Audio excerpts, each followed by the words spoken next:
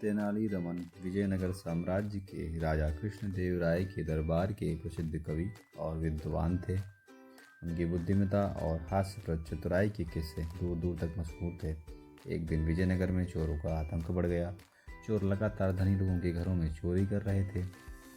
तेनालीरामन के पड़ोस में भी कई घरों में चोरी हो चुकी थी और लोग कीमती सामान को लेकर परेशान थे।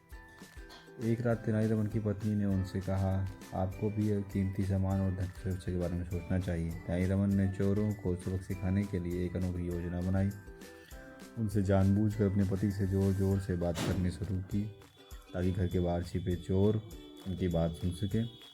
उसने अपनी पत्नी से कहा, हमारे पास जो सोना चांदी अन्य कीमती सामान है उसे सुरक्षित जगह छिपाना होगा। इन चोरों से बचने का सबसे अच्छा तरीका यही है कि हम इसे अपने घर के पीछे के कुएं में डाल दें। कोई भी चोर यह नहीं सोचेगा कि हमने अपना खजाना वहाँ छिपा दिया है। चोरों ने उनकी बात सुन ली। सोचने लगे कि अब उनके लिए यह सुनहरा मौका है। उन्होंने सोचा कि वे रात में कुएं के सारा खजाना निकाल लेंगे और बिना पकड़े भागे जाएंगे। जैसे ही रात हुई, तेनालीरामन और उसकी पत्नी सोने चले गए। चोर चोरी करने के लिए तैयार हो गए। वे तुरंत कुएं के पास पहुंचे और वहां से खजाना निकालने के लिए पानी खींचने लगे। चोरों को लगा कि कुएं में सोना चांदी छिपा हुआ है, लेकिन वे यह नहीं जानते थे कि तेनालीरामन ने केवल पानी से भरे घड़े वहां फेंक दिए। चोर पूरी रात मेहनत करते रहे। उन्होंने पूरा कुआं का पानी खींचा और उन्हें कुछ भी नहीं मिला।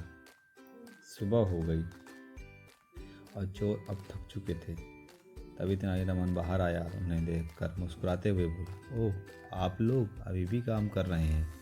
आपने हमारे कुएं को इतना साफ कर दिया है। हम इसके लिए आपका धन्यवाद करना चाहते हैं। चोरों को समझ में आ गया तेनालीरामन ने उनके साथ चालाकी से खेल खेला है।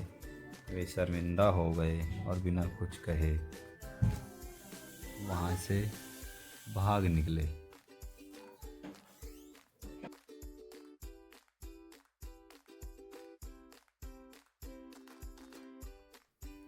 तेनालीरामन की पत्नी चोरों को भागते हुए देखकर जोरों से हंस रही थी। उनको पता था कि उनके और उनके पति की योजना सफल रही। दोनों एक दूसरे को हंसते मुस्कुराते हुए देख रहे थे। गांव का एक आखिरी दृश्य जिसमें तेनालीरामन का घर बीच में दिखाई दे रहा है। गांव वाले तेनालीरामन की चतुराई भरी किस्से सुन के प्रशंसा कर रहे थे।